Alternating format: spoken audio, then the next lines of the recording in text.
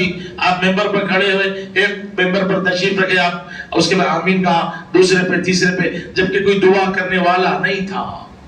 آپ صلی اللہ علیہ وسلم نے ارشاد فرمایا سنو، میں پہلے ممبر پر قدم رکھا اپنا تو جبرائیل امین آئے، اور اس کے بعد میں آپ نے کہا یا رسول اللہ کہ اس آدمی کی ناک خاک آلود ہو جائے، وہ جہنم کا مستحق ہو جائے، وہ جہنم میں چلے جائے، جو رمضان کو پائے اور اپنی بخشش نہ کروا لے۔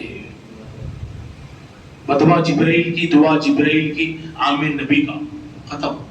کیا کرنا؟ اگر بخشش نہ ہوئی کیسے معلوم، نہیں ہوئی کیسے معلوم؟ رمضان کے بعد جب ویسے ہی ہو گئے، بخشش نہیں ہوئی۔ گناہ نہ معلوم ہو، بخشش نہیں ہوئی۔ نیکی نہ معلوم ہو، بخشش نہیں ہوئی۔ نبی نے فرمایا میں نے آمین کہا، پھر بگا کہ دوسرے زینے پہ، تو آپ نے ارشاد فرمایا دوسرے زینے پہ جب میں قدم رکھا تو انہوں نے کہا کہ وہ آدمی کی ناک یعنی وہ ذلیل ہو جائے، رسوا ہو جائے، جہنم میں چلے جائے، جس کے ماں باپ زندہ ہو اور وہ ان کی خدمت نہ کرے اور جہنم میں جائے۔ اب اندازہ لو، آپ نبی نے ارشاد فرمایا کہ وہ بھی میں نے آمین کہا۔ کتنے کے لوگ ماں باپ زندہ ہے؟ آپ اندازہ لگاؤ، باپ کو باپ نہیں سمجھتے، ماں کو ماں نہیں سمجھتے، نبی کو کیا سمجھیں گے؟ وہ نبی اس آدمی کے لیے دعا کریں گے۔ علقمہ رضی اللہ عنہ صحابی تھے، صحابی جوان تھے، آدمی جوانی میں عرب کے لوگ وہ تیز مزاج ہوتے، مزاج بڑا تیز تھا۔ وہ آخری وقت آ گیا ان کا، کلمہ نصیب نہیں ہو رہا، کلمہ نہیں پڑھ سکے، زبان بند ہو گئی۔ اب ہمارے پاس اب جیسے طبیعت خراب ہوتی ہے تو اپنا کلمہ پڑھو، نہیں دواخانوں کو بھاگو، اس کے بعد وینٹیلیٹر لگا دو، پھر 3-4 دن 5 دن رکھو، 10-5 لاکھ روپے بیٹے دے نہیں بس ختم ہو گیا۔ نہیں، سوچنا یہ کہ اس کی طرف سے دعا کرنا۔ اب ایک مثال دیتے ہیں، سن لیجیے آپ، کوئی آدمی بیمار ہے، والد بیمار ہے، والدہ بیمار ہے، کوئی رشتہ دار بیمار ہے اور نماز نہیں پڑھ سکتا، آپ پڑھنا یا اللہ 2 رکعت نماز پڑھتا ہوں، نماز توبہ اس کی طرف سے، نماز استغفار ان کی طرف سے، یا اللہ جو بھی یہ گناہ کرا اور جس گناہ کی وجہ سے یہ بیمار ہے، جس گناہ کی وجہ سے اس کا کلمہ رک گیا، جس گناہ کی وجہ سے یہ اٹک گیا، میں تیرے لیے تیرے دربار میں دعا کرتا ہوں کہ یہ نماز قبول کر۔ اپن تو استغفار پڑھیے، سید الاستغفار پڑھیے، استغفار پڑھیے، درود پڑھیے، سجدے میں جائیے، اس کے لیے دعا کریے۔ پھر کون کیا فرمایا کہ امام باقر علیہ السلام نے ارشاد فرمایا کہ تو 2 رکعت نماز ویسی پڑھے گا اس اپنے بھائی کے لیے کہ اس کی مغفرت کے لیے، اس کی صحت سلامتی کے لیے، اس کے کلمے کے لیے، جب تو مرے گا تو تیرے لیے تمام فرشتے دعا کریں گے اور تو کلمے کی موت میں دنیا سے جائے گا۔ کمال کی بات ہے نا۔ کون مزاج تھی آپ بولیے؟ یہ آل رسول بتا دیے۔ ہم کیا کرتے ہیں؟ ارے فلاں بیمار ہوتے، تیز دواخانے ہو جاتے، جا کے دیکھ کے ایسا ان کے لوگ بولتے ہیں اچھا ایسا ہوا، کیسا ہوا، کیا ہوا فلاں، اس کو بھی تقدیر کرتے۔ وہ بیچارہ اگر پریشان ہے، میں دواخانے میں نہ نماز پڑھ سکتا، اس کے لوگ اگر آئی سی یو میں ہیں تو وہ کچھ بھی نہیں کر سکتا۔ ہمارا کام ہے اور یہ بولنے کی بھی ضرورت نہیں ہے، ہماری ذمہ داری ہے۔ آپ اندازہ لگاؤ، نبی نے رات بھر جاگا، کس کے لیے؟ امت کے لیے۔ نبی رات میں اتنی عبادت کرتے پاؤں میں ورم آ جاتے، موٹے ہو جاتے۔ تو آپ دیکھیں کہ حضرت عائشہ رضی اللہ عنہا فرماتی کہ یا رسول اللہ آپ تو معصوم ہیں، آپ کس لیے اتنی عبادت؟ بولے کیا میں اللہ کا شکر گزار بندہ نہ بنوں؟ میں اپنی امت کے لیے دعا کرتا ہوں کہ اللہ میری امت کو بخش دے۔ بھئی کس لیے ملا رمضان؟ اللہ کے حبیب نے ارشاد فرمایا کہ رمضان اس سے پہلے قبل بھی تھا، لیکن میری امت کو 5 چیزیں عطا کی گئی رمضان میں، 5 چیزیں جو کسی کو نہیں عطا کی گئی۔ وہ کیا ہے کہ آپ نے ارشاد فرمایا کہ پہلی چیز یہ ہے کہ وقت افطار، میری امت کا روزے دار جب دعا کرے گا اللہ اس کی دعا کو قبول کر لے گا۔ بڑی بات ہے۔ اس سے پہلے بھی لوگ روزہ تھے مگر ہوا نہیں، ان کے لیے نہیں تھا، یہ بشارت نہیں تھی۔ پھر آپ نے ارشاد فرمایا کہ پھر یہ جو ہم روزے کی وجہ سے یہ جو ہمارے منہ میں جو بو آتی تو ہمارے لیے بدبو دکھتی، اللہ کے حبیب نے ارشاد فرمایا، اللہ ارشاد فرماتا میرے پاس مشک و عنبر سے زیادہ اس کی اہمیت ہے اور یہ خوشبو مشک و عنبر سے زیادہ ہے۔ تو تیسری آپ نے ارشاد فرمایا کہ جب رمضان شروع ہو جاتا، پہلی رات آتی تو اللہ میری امت پہ رحمت کی نظر ڈال دیتا۔ پھر آپ نے ارشاد فرمایا کہ میری امت کے لیے اب یہ رحمت کا دہا چل رہا، رحمت کا دہا۔ تو میرے رمضان میں میری امت کے لیے رحمت، پہلا دہا رحمت کا، دوسرا دہا مغفرت کا۔ اب لوگ یہ بولیں کہ بھئی رحمت، میں یہ سمجھ رہا ہوں کہ بھئی اب میں یہ رحمت کے دہے میں ہوں اور مجھے رحمت ملے گی. میرے پاس رحمت ہی نہیں ہے. نہ پڑوسی کے لیے رحمت ہے، نہ بچوں کے لیے رحمت ہے، نہ بیوی کے لیے میں رحمت والا ہوں، نہ کسی دوسرے کے لیے میں رحمت والا ہوں. تو آپ اندازہ لگا لیجئے، جب جس کے پاس رحمت نہیں ہے اس کے لیے رحمت کا دہا کوئی کام نہیں کرتا، کوئی کام نہیں کرتا.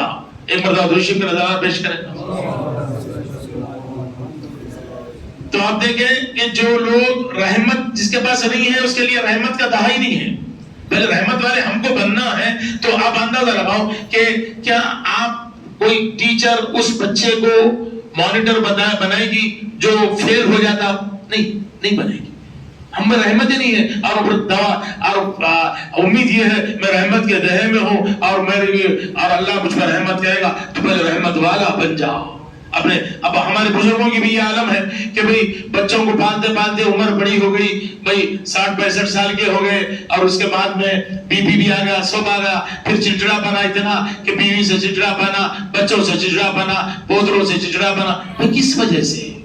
نبی نے بتایا نا، نوازوں سے محبت کر کے بتایا کہ بھئی تم اپنے یہ ون وے نہیں ہے.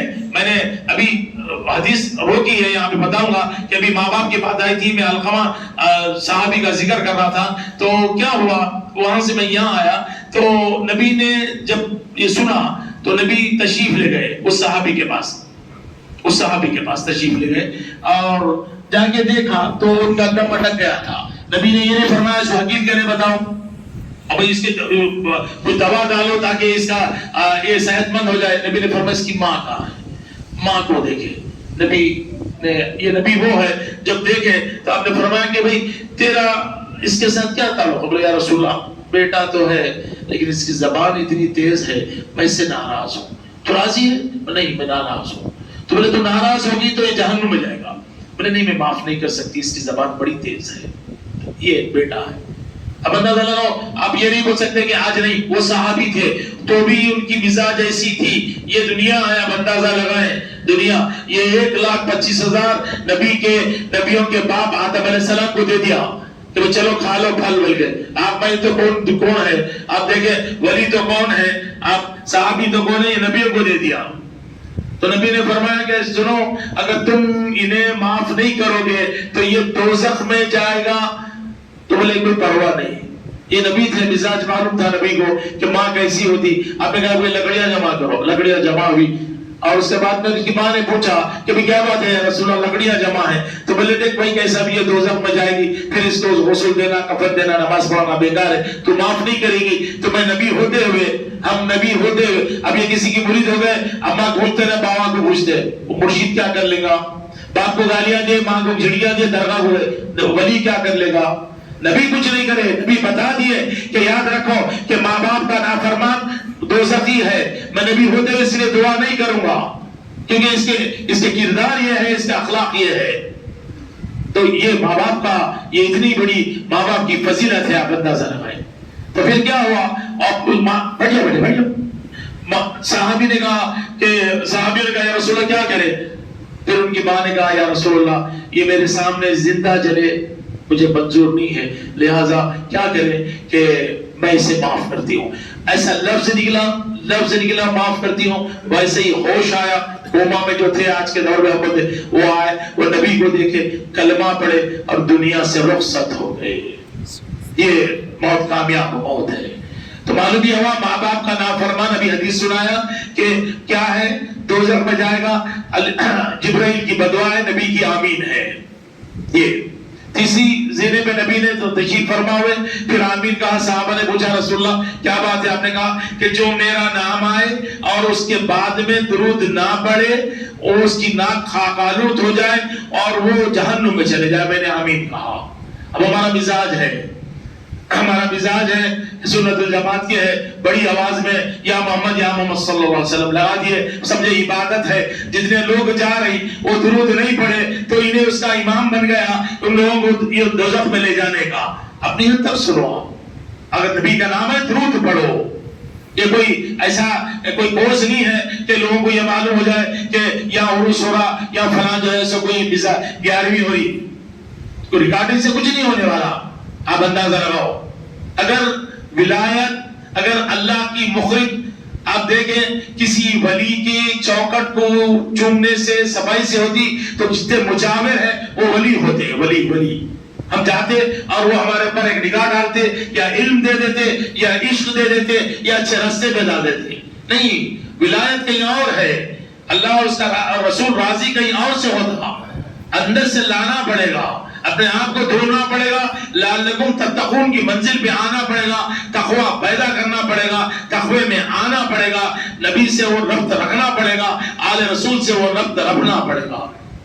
مولا کائنات نے ارشاد فرمایا کہ وہ شخص اول درجے کا آپ اندازہ وہ جاہل ہے، اور اول درجے کا جاہل ہے جو حق دیکھے اور حق کو چھپا دے. آج وہی ہے، نبی مولا علی کا ارشاد ہے کہ جو حق دیکھے اور حق کو چھپا دے، اور جو حق دیکھے اور حق نہ بولے وہ اول درجے کا جاہل ہے. تو آج وہی عالم ہے، حق کو اگر چھپا دیں گے تو لاکھ عالم ہو مگر جاہل ہے، معلوم ہی نہیں ہے. اور جو حق کو حق نہ سمجھے وہ اول درجے کا گناہگار ہے. آپ اندازہ لگاؤ، ابھی میں نے اپنی منزل رکھی آپ کے سامنے کہ نفس کی. تو اللہ سے دعا ہے بار الہ بحق محمد صلی اللہ علیہ وسلم وآل محمد صلی اللہ علیہ وسلم، جو کہا گیا سنا گیا مولا اس پر عمل کرنے کی توفیق عطا فرما، صلاحیت عطا فرما یا رحم الرحمین. رمضان المبارک کا مہینہ ہے مولا، یہ رحمت کے دہے میں ہم کو رحمت والا بنا دے.